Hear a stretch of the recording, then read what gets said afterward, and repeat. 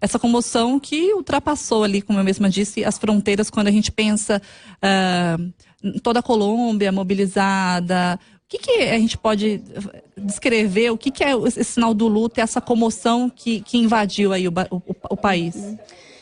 Na realidade, quando a gente pensa em mortes coletivas, de fato, em um primeiro momento o que vem em mente é a quantidade de pessoas envolvidas, né? A quantidade de vítimas, a quantidade de pessoas que acabam, né, sendo impactadas por isso, por uma tragédia como essa, principalmente quando a gente pensa na forma como tudo aconteceu. E é pensando em termos quantitativos que a gente compreende o porquê dessa comoção tão grande, envolvendo tantas pessoas, né?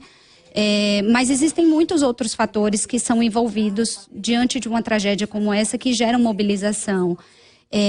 Nós vivemos em uma sociedade em que a gente tem uma tendência muito grande a se afastar um pouco de qualquer tema e qualquer situação vinculada a sofrimento, né, vinculada à nossa própria mortalidade, à nossa própria finitude.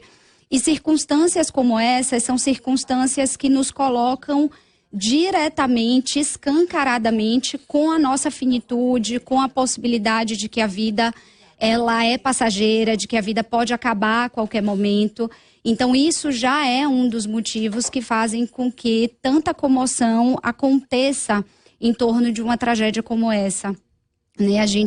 É um momento em que a gente se choca e que a gente para se dar conta de que podia ser com qualquer um de nós ou com qualquer um daqueles que amamos e que a vida, ela tem um fim, ela não é eterna, ela tem finitude, né? A gente pode parar para pensar também no quanto existem muitas identificações, o quanto as histórias elas vão se entrelaçando e o quanto a gente, além de ter uma empatia por quem está mais diretamente impactado, mais diretamente envolvido por isso, além disso, a gente também é inevitável que as nossas histórias se cruzem com as dessas pessoas e isso remeta a gente às nossas próprias vivências. A vivências que a gente já passou com pessoas próximas, se colocar dentro dessa possibilidade e acaba que esse é um evento que se torna o que a gente chama de um luto coletivo mesmo, né? Acaba acontecendo uma mobilização em massa por histórias que vão se cruzando, por histórias que vão se entrelaçando, por histórias que fazem parte da vida de cada um de nós, não só pessoalmente, mas por tudo o que esse time vinha representando para o Brasil e ainda a gente espera que continue, mas o momento em que ele estava vivendo, né? Então, a gente está falando aí de dois âmbitos muito importantes, tanto o âmbito pessoal, individual, quanto o âmbito coletivo, Sim. que tem toda uma carga de significado e que provoca tanta mobilização. Além do fato de ser uma tragédia muito, muito dolorosa, muito chocante, né? Pela forma como tudo aconteceu. Você falou que colocar-se no lugar do outro e também buscar relação, né, com o acidente. No dia que ocorreu o acidente, todo mundo, de alguma forma, se sentiu ali representado, né, identificado no acidente. Então, seja você que está indo para o seu trabalho, saiu e não deu tchau para o teu esposo, ou não conversou com a tua mãe naquele dia, ou saiu brigado com alguém, você para e reflete, né, que caminho que a gente está levando. E uma coisa que a gente acho que mais ouve, né, a vida não vale nada, né, as pessoas quando acontece uma tragédia dessa sempre falam, né, a gente está aqui apenas de passagem. E um momento desse também une as pessoas, né? O que a gente observa é essa comoção, né? A gente trouxe há pouco aqui o relato do nosso repórter Roberto Lioi, falando que os 4 principais clubes, né, as suas torcidas, se uniram no dia de hoje também para fazer um ato, para se unir. Então, uma tragédia como essa também aproxima as pessoas. É um momento também de refletir e pensar nesse luto e reverter isso para a sua vida pessoal. Com certeza. Porque, como eu vinha falando, é um momento em que muitas histórias se cruzam, né? É um momento em que muitas histórias se entrelaçam. E quando a gente se vê diante de uma perda significativa, quando a gente se vê diante da morte, né, diante da finitude da vida, a gente tem uma sensação muito forte de que as coisas elas deixam de fazer sentido. É como se tudo aquilo que a gente entendesse de mundo, tudo aquilo que a gente conhecesse, né? Que é como se a ordem das coisas, elas naquele momento deixassem de seguir aquela coerência lógica que a gente conhecia. E a gente entra num movimento e numa necessidade de retomar o controle das coisas e de retomar esse entendimento. A gente entra numa necessidade de compreender o que aconteceu, de buscar explicações, de retomar essa lógica dos fatos, né? E aí esse momento de união, tanto os rituais que vêm acontecendo, eles também cumprem essa função, né? Eles têm toda uma função de homenagem, o que é muito importante pro processo mesmo de elaboração desse luto. Claro que sempre quando o ritual faz sentido, então é muito importante que faça sentido para quem está fazendo aquilo, para quem está vivendo aquilo. E eles servem também como um primeiro movimento de buscar esse entendimento, de retomar esse controle, de retomar essa lógica, né? Porque fica tudo muito fora de controle, fica tudo muito bagunçado, a verdade é essa, né? Quando a gente está diante de uma perda. Claro que é muito importante a gente pensar que esse processo de luto, ele está só no começo, né? O processo de luto é algo que demanda tempo. Cada um tem o seu tempo? Cada um tem o seu tempo. Dentro de um processo de elaboração de luto, tempo é algo muito relativo, muito subjetivo, né? Não dá pra gente encaixar o luto dentro de uma perspectiva de regras, de ordens. Cada um tem a sua história, cada um tem a sua forma de viver. E diante de grandes tragédias como essa, principalmente, né? Nesse primeiro momento, as pessoas ainda estão concretizando o que aconteceu, ainda estão se dando conta do que aconteceu, e o processo de luto vai para muito além disso, né? Então, é algo que demanda tempo, que está só no começo. Essa questão do luto, doutora, a gente está recebendo aqui na CBN a doutora Juliana Guimarães, psicóloga e terapeuta familiar, especializada em teoria, pesquisa, intervenção e luto, também com transmissão pelo Facebook Live. Você pode mandar também a sua pergunta para cá e também pelo nosso e-mail para o elaine.freires@cbn.com.br, ou ainda, se quiser, no nosso canal ali no nosso site da CBN, o cbn.com.br, ou pelo seu smartphone, pelo seu aplicativo. Você vai no canal Fale com o Âncora e manda sua mensagem para cá, para a gente conversar com a doutora Juliana.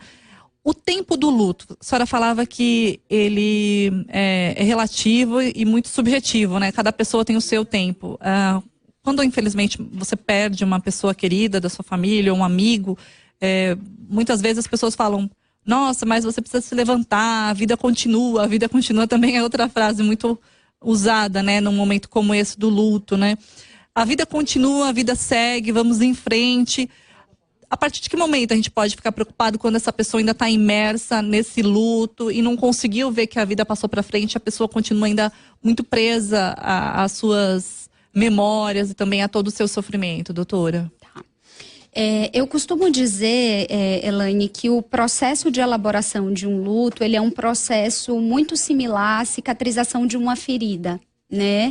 Em que, num primeiro momento, a pessoa, ela vai tender a estar muito conectada com a dor, muito conectada com a perda, muito conectada com a falta. E à medida em que o tempo vai passando e à medida em que a gente vai dando significado ao evento, em que a gente vai encontrando novas maneiras de estar no mundo sem aquela pessoa, aquela ferida, ela vai cicatrizando e vai se tornar uma cicatriz. E como toda cicatriz, aquela história vai fazer parte da nossa vida, só que de uma maneira diferente. Então, quando a gente fala de elaboração de luto, a gente está falando de um processo de transformação, de um processo em que as pessoas, elas têm que renascer de uma dor profunda, elas têm esse desafio de renascer de uma dor profunda e de aprender a viver sem aquela pessoa, né? Aprender a se relacionar com aquela pessoa de uma maneira diferente. Porque nenhum de nós deseja esquecer que alguém importante, que alguém a qual amamos e vivemos muitas coisas especiais, muitos momentos especiais, simplesmente deixem de fazer parte da nossa vida. Só que diante da morte daquela pessoa, ela vai precisar fazer parte da nossa vida de uma maneira diferente. Então a gente pode se relacionar através das lembranças, dos aprendizados, dos legados que aquelas pessoas deixaram pra gente, Então, um sinal para a gente ficar atento é o quanto a pessoa tem conseguido transformar essa relação, o quanto a pessoa tem conseguido encontrar uma nova maneira de estar no mundo sem aquela pessoa. Mas o sofrimento, inevitavelmente, ele vai fazer parte desse processo e é importante que ele faça parte desse processo. E é importante que a gente tente ao máximo ter tolerância a isso e poder acolher, né? Porque é muito difícil mesmo estar diante de alguém que está se vendo sem chão, que está se vendo sem possibilidades, que não encontra cor na vida, que não encontra graça na vida. E muitas vezes, até por amor, a gente deseja que aquela pessoa siga, que saia logo daquela condição, que aquilo passe logo, né? E por um determinado lado, é muito importante que essas pessoas saibam que elas vão ter recursos, né? E que elas vão dar conta de seguir adiante.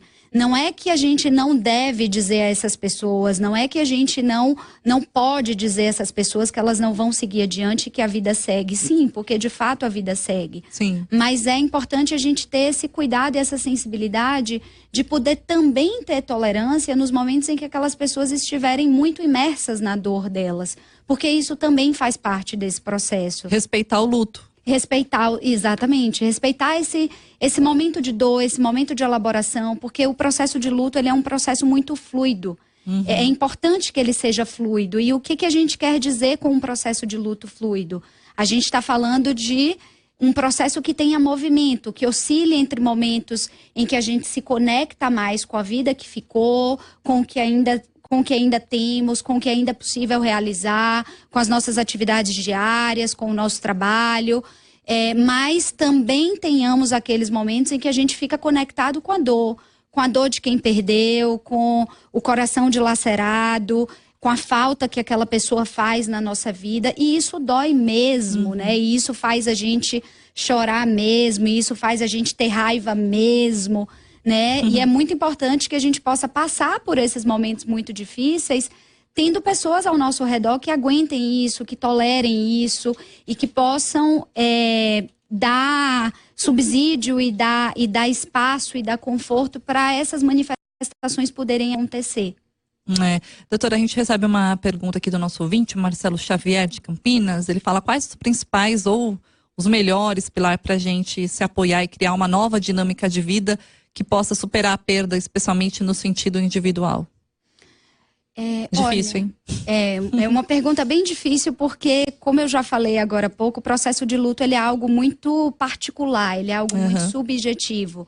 A gente precisa encontrar significados que façam sentido para a gente e que nos ajudem a reconstruir com o que é importante para a gente. Mas se tem algo que eu posso dizer é que a gente não pode não deve se desconectar do que tem sentido. Eu sei que eu estou repetindo muito isso, mas é porque essa é uma ideia muito importante quando a gente fala em luto, né? Precisa fazer sentido para a gente, precisa estar coerente com os nossos valores. Então, que as pessoas elas possam se conectar com aquilo que são importantes para elas, que elas possam estar rodeada de pessoas que de fato sejam pessoas que passem segurança, que demonstrem afeto, que elas sintam que as ajudam diante desse processo, né? E que possa ir mesmo reconstruindo esse quebra-cabeça que no momento de uma grande perda ele fica completamente quebrado, completamente bagunçado, fica tudo fora do lugar e a gente vai aos pouquinhos recolocando. Claro que depois de uma perda significativa, nem todas as peças elas voltam necessariamente para o mesmo lugar. Algumas coisas a gente vai precisar reajustar, trocar de lugar, encontrar uma outra maneira de encaixar, que seja mais confortável, que seja mais confortante, mas a gente fica com esse desafio. E aí é um processo muito único, não dá para a gente dizer receita de bolo, não dá pra gente dizer que, olha, tem tal e tal e tal passo, tal e tal e tal regra, porque muitas vezes o que serve para um não funciona para outro. Até uma ouvinte aqui, a nossa Helenita Brandão, ela disse assim, perca um filho para você ver como é que é, né? Você acaba parando de falar no filho pois tem gente que já me disse que para esquecer disso, porque a vida continua. Quero ver quem é que vai esquecer que teve um filho, né? Aquilo que a gente falou, você nunca pode esquecer e não tem como esquecer uma pessoa que foi tão especial, e é especial no caso aqui como um filho. Até um outro ouvinte aqui, o Paris Barbosa, ele mandou mensagem pra gente, tanto pelo Facebook como uma mensagem de texto, né? E o curioso da mensagem dele aqui, até fazendo já uma interpretação, né? Ele comenta assim, né? Tudo isso aconteceu porque um piloto não cumpriu o plano de voo, ele omitiu a torre de comando, o real motivo, a situação, diz que ele fez diversas atitudes erradas, né? E aí ele até se questiona, né? Se outras ações do piloto tivessem sido feitas, todos estariam vivos agora. E o comportamento do ouvinte Paris Barbosa, até no sentido que a senhora comentava, né, doutora? A pessoa, ela busca motivos, né? Ela quer entender a razão, uma justificativa, o porquê da perda nesse momento. Então, por isso que a gente fica nesse conflito, né? No caso da mãe, por que eu deixei meu filho fazer isso? Ele podia estar vivo. Então, isso, o ser humano vai nesse processo também de aceitação e de questionamento nosso. Isso. Nós, seres humanos, a gente tem essa necessidade de controle, de manter as coisas numa coerência lógica. E acaba que isso fica mesmo fazendo parte do processo, né? Embora muitas vezes a gente não tem todas as respostas, né? Quando a gente pensa na finitude da vida, quando a gente pensa na perda de algum ente querido e nas inúmeras possibilidades de mortes que existem, nem sempre nós vamos ter as respostas, nem sempre a gente vai encontrar todos os detalhes que muitas vezes são importantes para a gente, e isso inclusive muitas vezes faz parte do processo de elaboração de luto de cada um, né? Existem determinadas mortes que de fato algumas respostas elas não aparecem. Se a gente pensa, por exemplo, em mortes por suicídio, e aí dentro daquele processo de luto a pessoa também passa a ter esse desafio, que é de lidar com a não certeza de tudo, com a não resposta de tudo, né? Pelo Facebook, o ouvinte Daniel Lima pergunta se pessoas religiosas, elas superam, se elas enfrentam melhor o luto. Há alguma pesquisa nesse sentido, doutora? Olha, não dá pra gente dizer que efetivamente pessoas que têm uma religião ou que têm uma relação com a espiritualidade, elas elaboram melhor ou mais facilmente ou mais rápido um luto, porque esse é só um dos fatores. Mas o que a gente pode dizer, o que aparece nas pesquisas, é que a religião, quando faz sentido, quando faz parte da vida daquela pessoa, ela funciona assim como um recurso, como um dos recursos que podem ajudar, que podem favorecer a elaboração desse luto. Mas não necessariamente ela é o recurso fundamental ou ela é aquele fator que vai acelerar, né? Até porque são muitos os fatores envolvidos dentro de um processo de elaboração de um luto. A religião é só um dos recursos e que funciona para quem encontra sentido naquilo. O ouvinte Ricardo Andrade, de Cajazeiras, na Paraíba, ele fala sobre o processo do luto, né? Até simbólico, né? Muitas vezes as pessoas usam roupa preta, até no Nordeste é comum a pessoa muitas vezes deixa a barba sem fazer, não vê televisão, fica no momento de reclusão, né? E aí ele comenta sobre até o ato simbólico até das pessoas muitas vezes colocarem cruzes, né, nas estradas, ali nas rodovias, como um símbolo ali da morte de alguém que se perdeu, né? Por que isso também faz parte de toda essa simbologia do luto, doutora? Muitas vezes os rituais, eles cumprem mesmo essa função, né? Da gente ir dando significado a esse evento, da gente ir prestando as homenagens, né? É interessante pensar que há muitos anos atrás, o luto, o uso do preto, ele cumpria, o ritual do uso do preto, ele cumpria uma função de comunicar a sociedade, de comunicar às pessoas que aquela pessoa estava enlutada e que aquela pessoa estava necessitando de apoio, de auxílio, de afeto. Então, esse era um ritual que, por exemplo, há muitos anos atrás, ele servia mesmo como uma maneira de comunicar à sociedade que nós estamos enlutados, estamos passando por um processo difícil e, portanto, contamos com a ajuda de vocês. Ao longo do tempo, isso foi perdendo, enfraquecendo um pouco de sentido, embora ainda tenha um significado muito forte, popular, do uso do preto, mas todos esses são rituais que vão concretizando, que vão cumprindo a função de homenagem e que vão sendo recursos que as pessoas vão lançando mão para elaborar os seus lutos.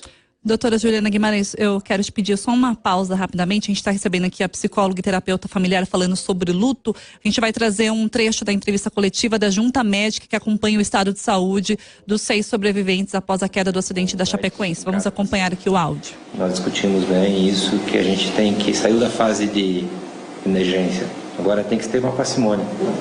O neto ficou 7 horas, né? Então ele respondeu muito bem, porque ele é muito forte no primeiro momento, mas ele foi consumindo essa energia. A gente precisa dar um tempo para ele, deixar ele descansar, deixar esse respirador expandir esse pulmão melhor, deixar que as coisas aconteçam mais lentamente com ele. Então acho que é isso. Uma coisa mais. Isso é uma coisa só o neto está entubado, então. Só o neto está entubado. Eu estou em contato com eles, o que eles já sabem sobre acidentes? Vocês têm a parte da família conversa? A gente tem, assim, ó, a gente tem deixado muito isso com a família, assim, isso. A gente não tem abordado, não tem tentado. Nós estamos começando a ter os primeiros contatos com eles, porque a gente tinha até então um contato muito técnico de exame. Exame físico, examinava, sem muita conversa nem com eles e muita conversa com essa interação. E a gente acha que isso é muito delicado. Nós temos uma... Eu estava conversando com o Dr. Fernet agora, né, que a nossa cultura é uma cultura de mais afetiva, não é? Então, cada família tem uma maneira de abordar isso. A gente tem deixado isso muito com a família, tem até, vamos dizer, não sei se por proteção nossa, a gente tem evitado dessas conversas com eles. Assim. Agora, até sobre o Alan Puxa, o irmão dele disse, a irmã está no Brasil, em contato com o pai que está aqui, de que o Alan recebeu a notícia do que aconteceu com a ajuda de psicólogos. Não sei se ontem, hoje à noite, ou hoje de manhã, enfim. Queria saber exatamente como foi, como é que foi a reação dele depois. Sim, todo o suporte psicológico no hospital tem. A psicóloga tem abordado isso, mas a gente não, como eu disse, a gente não tem abordado, mas assim, contou ontem de manhã, como é que ele... A gente tem olhado mais para um contexto geral dele, clínico.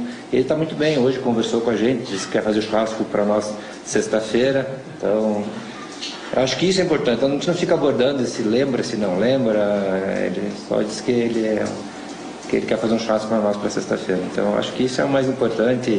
Então, o resto nós estamos num longo caminho. E depois, ontem a gente estava conversando, esse trauma psicológico vai ser... Uns vão responder melhor, nesse primeiro momento, pior nesse momento, e depois pior. Isso vai ser mais longo a recuperação psicológica do que a recuperação física. E a reação quanto às coisas médicas? Vocês conversam com questões médicas, eu imagino, passa como é que está, e a reação deles com relação a isso? Está sendo boa. A gente conversa em termos médicos, mas em termos leigos também, tenta conversar bem com eles, tenta passar bem, explicar, que eles entendam. Hoje em dia é essa nova postura da medicina, você ser transparente com o paciente no momento que ele tenha, informar tudo que ele precisa saber, que ele queira saber no momento que ele quer saber. Não se esconde mais nada dessa parte clínica, né? Então... Tirando essa parte do churrasco, você lembra de ter preparado alguma coisa que chamou a atenção? Sim. Tipo sobre o acidente? Sim, o Alan agora, todos, o Alan, o Foreman e o Rafael estão extremamente conscientes, né? E sua família provavelmente já deve ter comentado com vocês. E eles, em algum momento, eles abordam a gente durante a nossa visita sobre o que está acontecendo. Eles perguntam um pelos outros, né? Então, o Alan perguntou sobre o Foreman, perguntou onde o Foreman estava e como é que o Foreman estava. E a gente não quis entrar no detalhe mais técnico, né? Explicando a situação ortopédica do Foreman, mas ele já sabe, né? Ele mesmo indagou isso. E a gente, em alguns momentos, a gente tenta quebrar um pouco o clima, entrar num clima um pouco mais descontraído, para não ficar um clima muito pesado, né? O Foreman, ontem a gente teve um contato muito próximo com o pai dele, e a gente sabe que ele toca, né? Toca viola, alguma coisa assim, e diz que ele tem um talento muito bom. E então, com o Foreman, a gente brincou um pouquinho, quando ele estivesse pronto para tocar para tocar para a gente, para poder quebrar um pouco do clima, entusiasmar um pouquinho. Isso é extremamente importante, mas eles estão bem conscientes. E com o Alan a mesma coisa. Ele falou que queria fazer um churrasco já sexta-feira e que ele está com vontade de carne. E eu pedi se eu podia levar o Foman para tocar para nós. Ele falou, com certeza, o Foman é convidado de honra. Então isso é um jeito mais emotivo nosso, do brasileiro, muitas vezes de lidar com essa situação. Mas os três que estão conscientes, né, da situação, a gente está tentando deixar eles vir buscar esse tipo de pergunta, eles vir buscar de forma espontânea. A gente está tentando não entregar a informação completa, até porque nesse momento a gente precisa que eles tenham o máximo de força psicológica, né?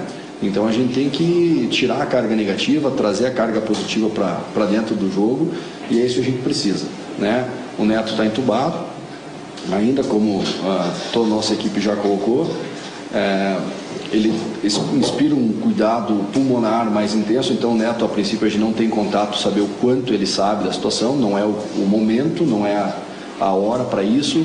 O Neto tem um perfil psicológico que a gente já conhece, que ele é uma pessoa muito mais, não estou dizendo que os outros não sejam, mas pelo eu ter um conhecimento mais próximo do Neto, eu sempre falo isso para vocês desde ontem, ele tem um caráter mais emotivo, a gente sabe isso. Então quando chegar a hora, a própria família, a esposa, a equipe que está com ele vai poder decidir a hora de tentar abordar esse assunto com ele. Doutor, pelo que a gente entendeu sobre o Rafael, ele teve uma evolução, enfim, chegou num quadro mais crítico quando entrou aqui na Fundação São Vicente. Como é que foi a reação dele de ontem para hoje e os primeiros momentos dele consciente já com isso da cidade, mas por favor? Sim, o Rafael teve uma melhora da parte pulmonar expressiva, muito boa. Mas mesmo assim, o Rafael teve múltiplas fraturas de costela, de arcos costais, e isso deixa o tórax, que a gente chama tórax instável, né? O pulmão não consegue, o tórax não consegue expandir da forma necessária para poder ter toda a ventilação. Então, mesmo com o tórax instável, com uma situação crítica dessa, ele está conseguindo ventilar bem, ele está melhorando todos os fatores pulmonares, todas as características, tanto que ele está estubado, está conversando, está consciente. Ele tem sim essas fraturas múltiplas de costela. A gente está discutindo agora com a equipe se há necessidade de uma intervenção cirúrgica nesses arcos costais. A gente está em discussão muito próxima com a equipe, eles são fantásticos, toda a equipe aqui está dando todo o suporte, o diálogo está sendo extremamente construtivo, mas o Rafael sim teve uma melhora muito boa perante um quadro muito crítico. Essa é a definição do Rafael, se vai se fixar essas costelas, esses arcos costais, que seria uma placa, ou se vai esperar ele evoluir com um tratamento clínico conservador. Precisamos ver como é que as coisas acontecem. É que a gente tem dito, parcimônia. Passou a parte da emergência de a gente ter que fazer as coisas atropeladas, né? Se ele estivesse ainda em ventilação, a gente teria que ser, mas ele está acordado, está bem. Então... Se o Neto está entubado, o Rafael ainda pode sofrer uma cirurgia. Mas os outros dois, pelo visto, já estão melhores, já estão falando e tal. Existe a possibilidade de eles irem para o Brasil? Vocês pensam nisso, em transferir para os hospitais daqui? É o que eu tenho dito isso sempre. Sim. Isso está nos nossos planos, tá? Mas eles primeiro vão para o quarto. No momento que eles forem para o quarto, aí nós vamos começar a avaliar. Tem alguma lesão que a gente vai ter que fazer aqui? Não quer dizer que vai para o quarto do Brasil, entende? Ou vai pro... Entende? A gente vai ter que primeiro sair do CTI. Essa é a primeira fase. A partir daí a gente tem toda uma equipe já pensando nisso, mas aí não somos mais nós, aí a gente tem uma estrutura grande por trás, tá? Estrutura do clube, estrutura da cidade, estrutura da CDF, todo mundo tem nos apoiado muito grande.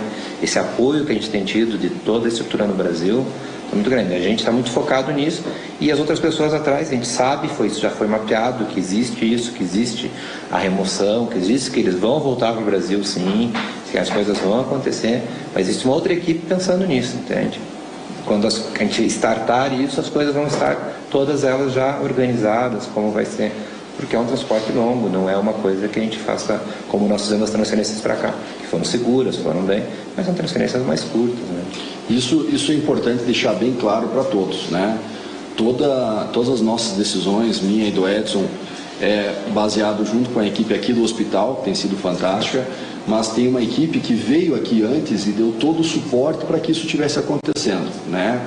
Então, toda a equipe médica que veio com o nosso coordenador, o chefe da medicina do esporte, do Departamento Médico da Chapecoense, Dr. Carlos Mendonça, veio o Dr. Carlos Mendonça, o Dr. Alexandre Bernardi, o Dr. Alexandre Medeiros, que é cirurgião vascular, o Dr. Mário Goto, que é cirurgião vascular, o Dr. Fabiano Winkler, que também é médico do clube, assim como o médico da CBF, né, o Dr. Pador, ele veio para cá, ele é um neurocirurgião e nós continuamos em contato direto com toda a equipe. Toda a equipe que esteve aqui, que arrumou a casa para que a gente pudesse estar numa situação dessa, merece todo o louvor. E eles estão lá atentos e trabalhando da mesma forma como a gente está aqui, né? E essa discussão está sendo construída em conjunto e a decisão clínica está sendo realizada com toda a equipe aqui da Colômbia quanto a equipe do Brasil. Então isso é importante, a gente está trabalhando em conjunto.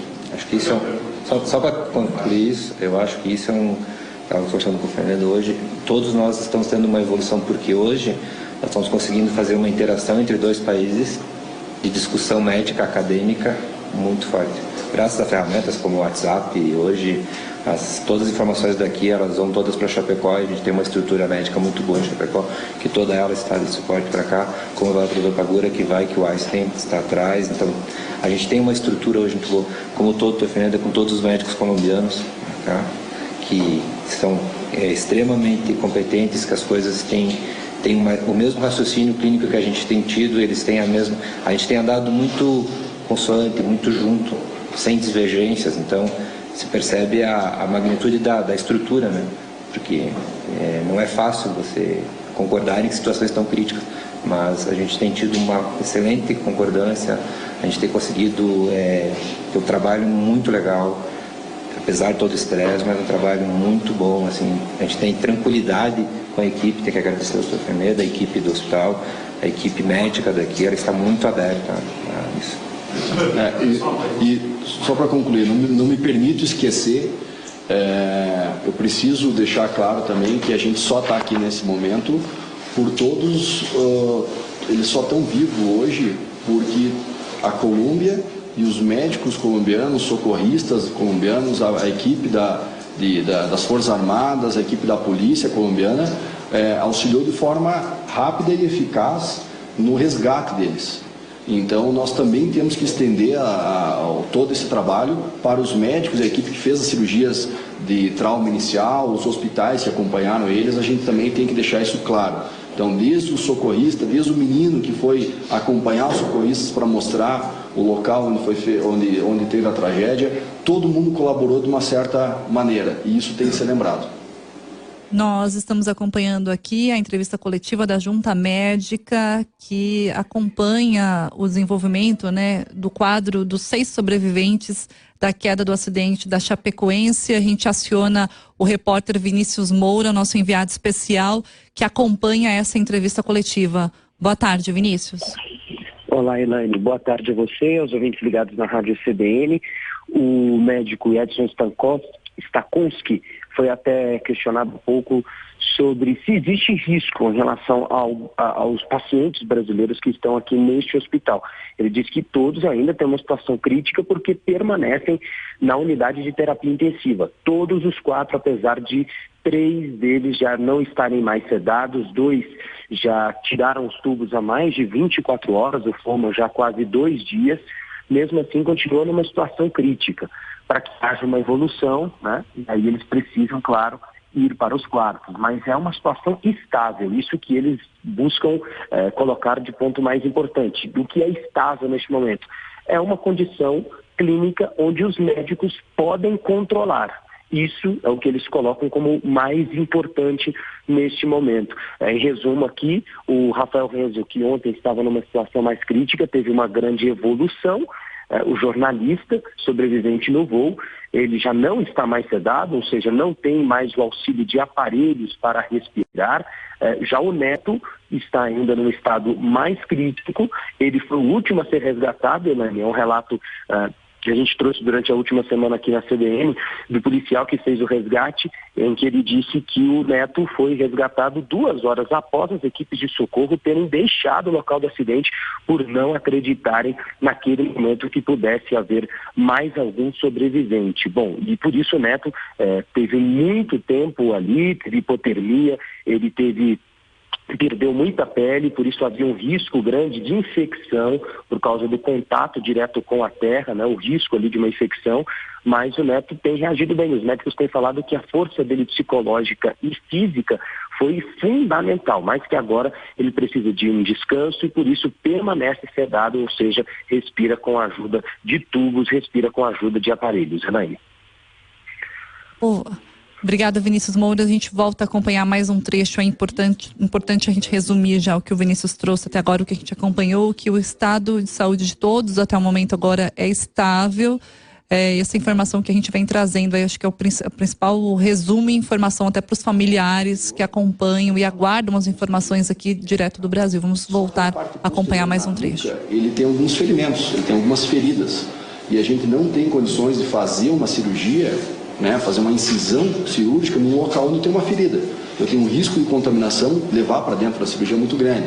Então a gente também está aguardando a melhora das feridas da parte de trás, da nuca, para poder também tomar a melhor decisão cirúrgica nesse momento. Como não há nenhuma perda neurológica, nenhuma compressão de medula, nem nada, isso nos dá uma segurança em um tempo maior. Então é como o Edson tem falado, é a parcimônia e a gente já tem dito, a gente não vai correr risco desnecessário em momento nenhum.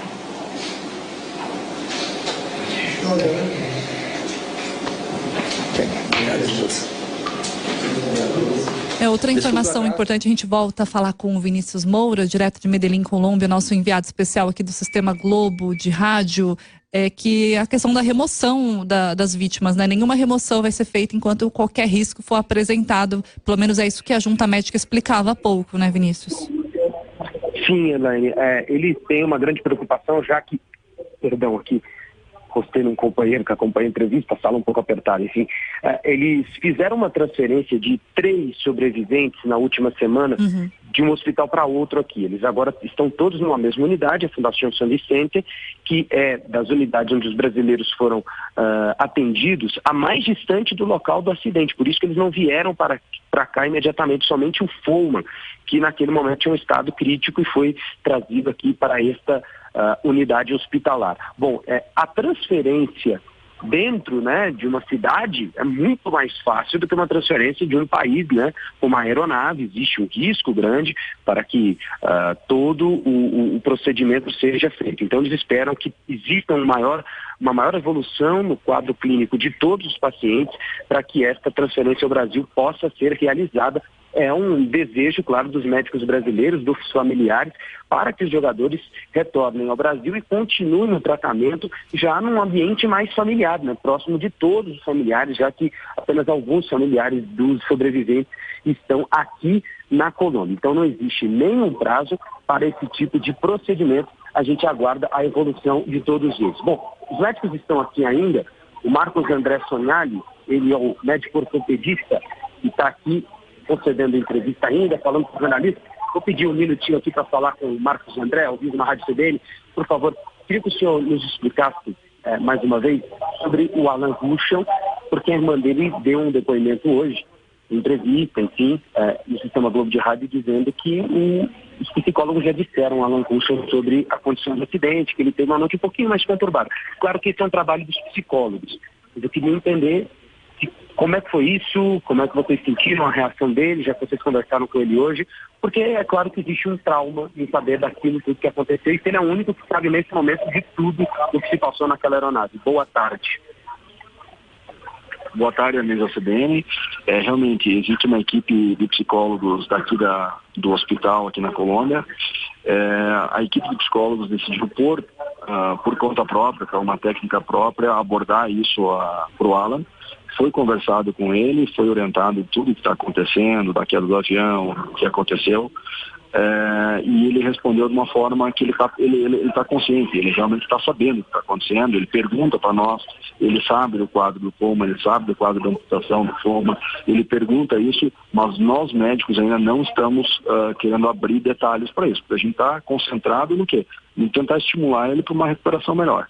A gente teme que, obviamente, ele está consciente da situação, da queda, da tragédia que houve, mas quanto mais a gente ficar tentando alimentar esse tipo de informação para ele, não vai ser positivo. Então a gente não vai trabalhar dessa forma. O Marcos André Sonhali, que é especialista em ortopedia, chegou aqui ontem, Elaine Freires. Está aqui na linha, pode também falar com você direto dos estúdios da CBN em São Paulo. Olá, doutor Marcos, uma boa tarde para o senhor. Olá, boa tarde. Doutor, a preocupação, né? Vocês deixaram bem claro, toda a equipe, toda a junta médica, um questionamento, né, dos familiares, muitos ansiosos, embora a maioria já esteja na Colômbia e Medellín, em relação a quando alguns serão transferidos para o Brasil. Essa questão, ela não é cogitada enquanto houver qualquer tipo de risco, doutor? Isso, nesse momento a gente não está cogitando a hipótese da transferência, pelo menos nas próximas 72 horas. Né? Talvez isso vai levar um pouco mais de tempo. Até porque eles estão na UTI, eles estão os 4 numa unidade de terapia intensiva, que requer um cuidado, uma vigilância constante. Assim que eles tiverem uma estabilidade melhor, que eles forem para o quarto, a gente, sem dúvida, já está programando isso, vai programar isso com a equipe do Brasil para a transferência deles, provavelmente uma UTI móvel aérea, alguma coisa assim, mas isso está sendo estudado ainda. O fato é que, neste momento aqui, não temos previsão nas próximas 72 horas de transferência. E aí, caso ocorra qualquer tipo de transferência, mais uma vez também será com algum tipo de aeronave especial ou algum apoio da FAB, por exemplo, isso é cogitado ou não? Como é que seria essa transferência? Isso já foi estudado ou ainda está em análise pela junta médica? Isso está em análise, né? Até porque essa questão logística e tudo mais, a gente conta com apoio. E aí a diretoria da Chapecoense, com o apoio do governo colombiano, do governo brasileiro, eles que vão fazer essa melhor decisão. Nós temos uma decisão técnica médica e nós precisamos de um suporte aéreo médico, né? Não pode ser um avião de carreira, sem dúvida nenhuma, e tampouco um avião militar que não tenha um suporte médico para eles. Então, mas tudo isso vai ser estudado pela diretoria, em conjunto com as autoridades locais e brasileiras. Doutor Marcos, quero agradecer aqui a atenção com os ouvintes da Rádio CBN. Bom trabalho para o senhor. Obrigado. Ótimo, a gente agradece toda a força que está vindo do Brasil. Ok, muito obrigada. Vinícius Moura, e portanto, acompanhando a entrevista coletiva com a Junta Médica, direto de Medellín, na Colômbia, nosso enviado especial do Sistema Globo de Rádio. Vinícius, obrigada. Você volta aí, portanto, a qualquer momento com mais informações sobre o estado de saúde das vítimas dos 6 sobreviventes.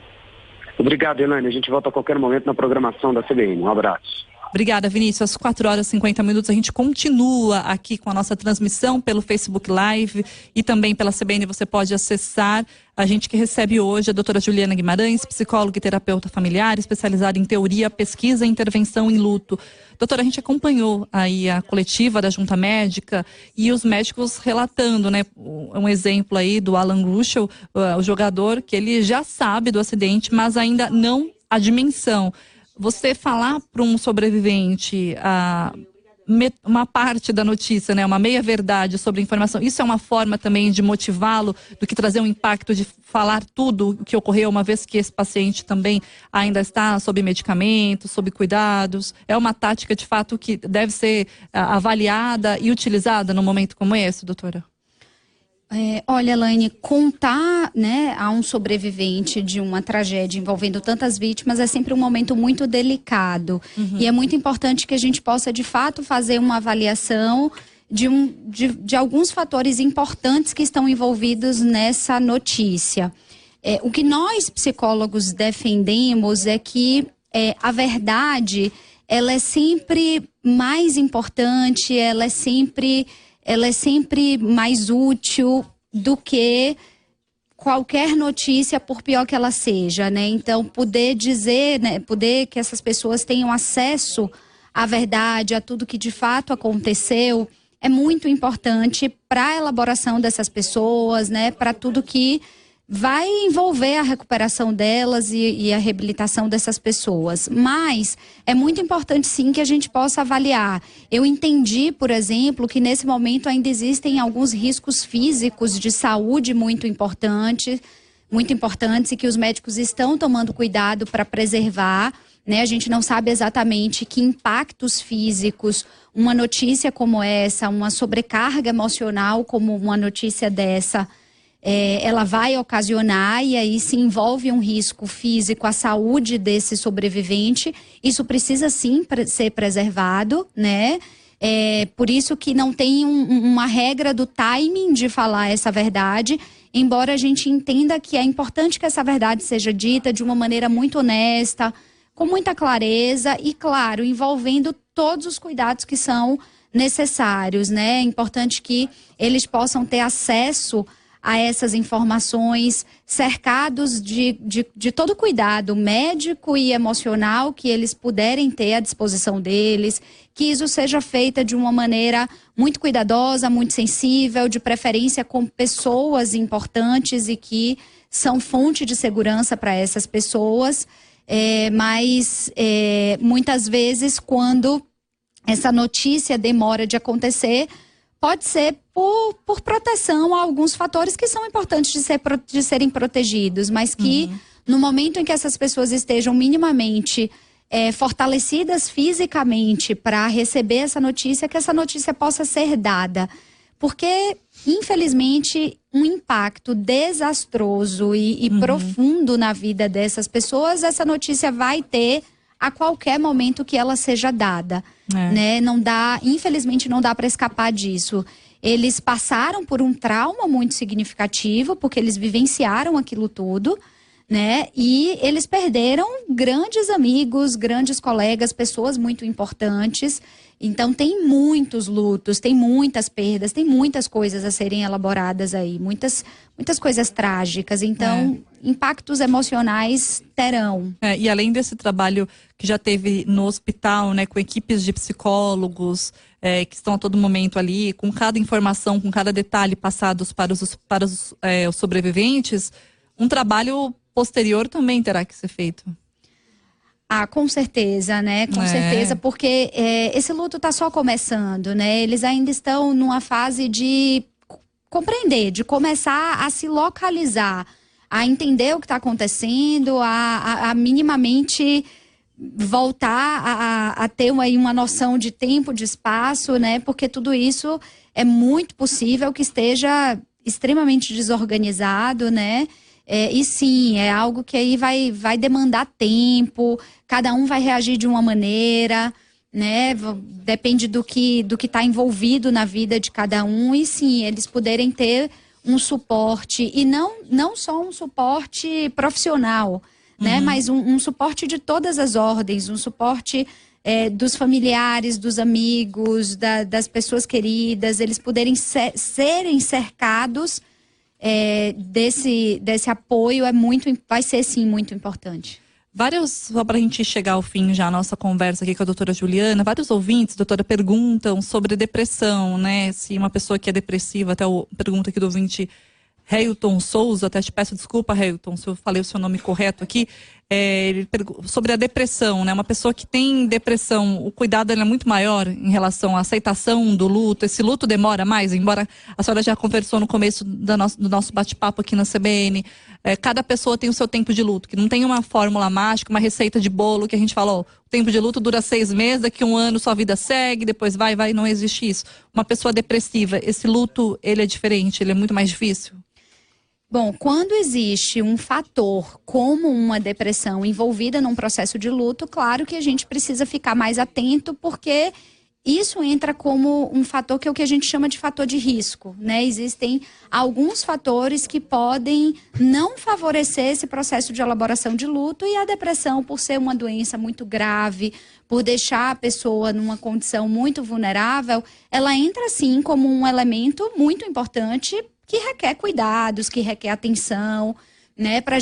A gente não pode negligenciar isso dentro desse processo, a gente não pode deixar de considerar esse fato com todos, né? Com toda a potência e com toda a importância que ele tem dentro desse processo, porque certamente eles vão interagir, eles vão dialogar dentro desse processo, né? Todos os sintomas da depressão da pessoa, ela vai sim estar presente, né? Vai se fazer presente no processo dela de luto, e é algo que sim, que pede da gente uma atenção especial, que pede da gente um cuidado incluindo esses fatores, assim como existem outros tantos fatores que não podem ser negligenciados, né? Quando existem crianças, quando existem pessoas vulneráveis por outros motivos, né? A gente precisa incluir todos esses fatores quando a gente está cuidando e quando a gente está olhando para alguém que está vivenciando um processo de luto. Quero agradecer aqui as dezenas de participações dos nossos ouvintes pelo Facebook Live, também pelo nosso e-mail e a presença aqui no estúdio com a gente da doutora Juliana Guimarães, psicóloga e terapeuta familiar, especializada em teoria, pesquisa e intervenção em luto. Obrigada e até uma próxima oportunidade, doutora Juliana. Eu que agradeço, Elaine, agradeço a todos que estão disponibilizando tempo aí para nos ouvir e falar de um assunto que é tão importante. E agradecer e dizer que estou à disposição sempre que vocês precisarem. Obrigada, doutora. Às 4h58, a gente sai para um rápido intervalo. Na sequência, o repórter CBN. CBN, Show da Notícia.